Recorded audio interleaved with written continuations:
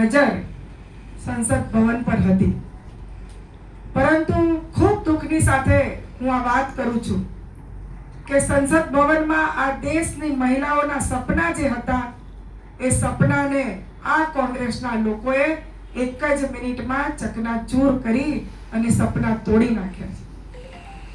હું એ વાત આપને જરૂર કહીશ કે જે બહેનો વર્ષોથી આ બિલની રાહ જોઈ અને બેઠી હતી કે ક્યારે 33% અનામત બિલ સંસદમાં પસાર થાય અને વિધાનસભા અને સંસદ સભામાં મહિલાઓની ભાગીદારી બને. આ દેશમાં 50% મહિલાઓ છે અને 50% મહિલાઓ એ આ દેશનું ભાવિ પણ નક્કી કરી શકે છે. પરંતુ કોંગ્રેસે 60 વર્ષ સુધી રાજ કર્યું, માત્ર ને માત્ર મહિલાઓનો વોટ બેંક તરીકે જ ઉપયોગ કર્યો. અને જ્યારે પણ એ લોકોને તો આ વિચાર કોઈ દિવસ આવ્યો જ નહોતો, પરંતુ અમારી એનડીએની સરકારને આ વિચાર આવ્યો ને અમારા પ્રધાનમંત્રી શ્રી નરેન્દ્રભાઈ મોદી આ બિલ લઈને આવ્યા ત્યારે એમણે આ બિલને નકાર્યું. પરંતુ આ કોંગ્રેસના લોકોને હું કહેવા માંગુ છું કે તમે મહિલાઓની શક્તિને ઓળખતા નથી. જ્યારે એમના ત્યાં તો પરિવારવાદ છે, જ્યારે અમારી એનડીએની સરકારમાં અને ભારતીય જનતા પાર્ટીમાં નાના સમાજમાંથી આવતી બહેનોને આગળ કરવામાં આવે છે. એનું ઉત્તમ ઉદાહરણ હું પોતે છું કે મને આજે અમારી સરકારમાં મંત્રી તરીકેનું પદ આ ભારતીય જનતા પાર્ટી આપ્યું છે. ભારતીય જનતા પાર્ટી દલિત સમાજની અને નાના સમાજની બહેનોને આગળ લાવી અને સત્તામાં ભાગીદારી આપવાનું કામ કરી રહી છે. જ્યારે માત્ર ને માત્ર કોંગ્રેસની સરકારે અને ગાંધી પરિવારે પરિવારવાદ ચલાવ્યો છે. જ્યારે ઇન્દિરા ગાંધી ગયા એ પછી તરત સોનિયા ગાંધી આવ્યા અને સોનિયા ગાંધી પછી તરત જ પ્રિયંકા ગાંધી આવ્યા. તમે વિચાર કરો કે આ દેશમાં પ્રિયંકા ગાંધીનો શું રોલ છે? માત્ર ને માત્ર ગાંધી પરિવારની દીકરી છે એટલે સંસદ સભ્ય બન્યા. તો શું આ સમાજની આમ જે મહિલાઓ છે એ ધારાસભ્ય સંસદ સભ્ય ના બની શકે? આ કામ આ કોંગ્રેસના લોકોએ કર્યું છે. અને મને ખબર છે કે અત્યારે મહિલાઓમાં એટલો બધો આક્રોશ છે કે પૂછો નહીં. હું કેટલા વર્ષોથી રાજનીતિમાં કામ કરું છું. મને ખબર છે કે રાજનીતિમાં મહિલા આવે ને તો એક ડિસિપ્લિન આવે અને મહિલા ખૂબ સારી રીતે રાજનીતિમાં કામ કરી રહી છે. અને જો આ મહિલાઓને પ્રોત્સાહન મળે ને તો દરેક જગ્યાએથી સારું કામ પણ થઈ શકે. પરંતુ આ કોંગ્રેસની સરકાર માત્ર ને માત્ર આ બિલનો ડિલિમિટેશનના નામે વિરોધ કર્યો છે. અને હું એ વાત પણ આપને જરૂર કહીશ કે જ્યારે કોઈ પણ સરકાર સારું બિલ લઈને આવે ને એટલે એમનો વિરોધ હોય. સાહેબે કહ્યું એ પ્રમાણે રામ મંદિરની વાત હતી તો પણ એમનો વિરોધ. અરે હું તો એ વાત કરીશ કે 3 તલાકની વાત, કે 3 તલાક એ લઘુમતી સમાજની બહેનો કેટલી યાતનાઓ ભોગવી રહી હતી અને કોંગ્રેસે આટલું બધું રાજ કર્યું ને આ લઘુમતી સમાજની બહેનોનો વોટ પણ લીધો, છતાં પણ એ બિલ પસાર કરવામાં ત્યારે પણ એમણે વિરોધ કર્યો. પરંતુ અમારા પ્રધાનમંત્રી નરેન્દ્રભાઈ મોદીએ કોઈ પણ સમાજની બહેન હોય પરંતુ એને ન્યાય મળે, એ માન અને સન્માન સાથે આ સમાજમાં જીવી શકે તો એના માટે એમણે 3 તલાકનો કાયદાનો પણ અમલ કરાવડાવ્યો. પરંતુ આ કોંગ્રેસે સૌથી શરમની વાત તો એ કરી કે જ્યારે આ બિલ ત્યાં ગાડી નકારવામાં આવ્યું ત્યારે કોંગ્રેસના લોકોએ ઇન્ડી ગઠબંધને પાટલી થપથપાઈને જશ્ન મનાવ્યો. બહાર નીકળી અને અમે બિલ પાસ ના થવા દીધું એવું કરી અને ફટાકડા ફોડ્યા.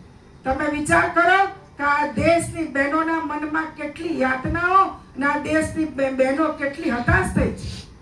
પરંતુ મને ખબર છે કે આ દેશની બહેનોને આપણા પ્રધાનમંત્રી નરેન્દ્રભાઈ મોદી પર વિશ્વાસ છે કે જ્યારે એનડીએની સરકાર પૂર્ણ બહુમતીથી આવશે ત્યારે જરૂર આ બિલ પાસ થશે.